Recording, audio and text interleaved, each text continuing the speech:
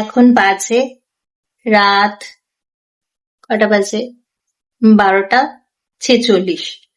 তো এখন আমি আমার বিয়ের যেসব মাটির জিনিস আছে সেগুলোকে রং করতে বসেছি।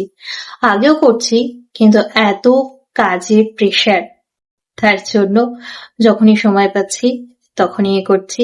আবার রেস্টও নিতে হবে, কারণ গোটা বিয়ের শো স্টপার তো আমি। তাই চলো দেখা যাক আজকে কি রং করছি। তো আমার ইচ্ছে, আমার বিয়ের যত মাটির জিনিস আছে সেগুলো আমি নিজের হাতে রং করব। সেই কারণে যতই কষ্ট হোক তাও আমি আমার ইচ্ছেটাকে প্রাধান্য দিচ্ছি, তাই কাজ করে যাচ্ছি।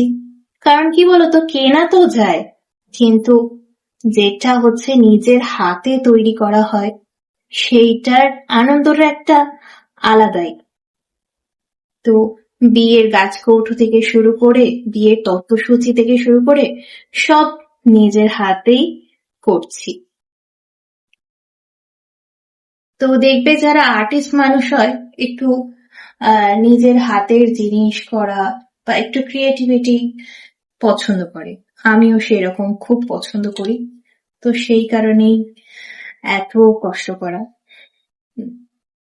হয়তো সবাই বলবে কি দরকার ছিল এতটা কাজ করার, নিজে রেস্ট নিয়ে নিজে কিনে নিলেই তো পারতে। হ্যাঁ, কিনে নিলে তো পারতাম, কেনা তো যাই, কিন্তু আমার ইচ্ছে ছিল যে সমস্ত কিছু, বেশিরভাগ জিনিসটা যতটা সম্ভব, যেটা আমার দ্বারা পসিবল, সেইটুকুনি অ্যাটলিস্ট আমি আমার নিজের হাতে করব।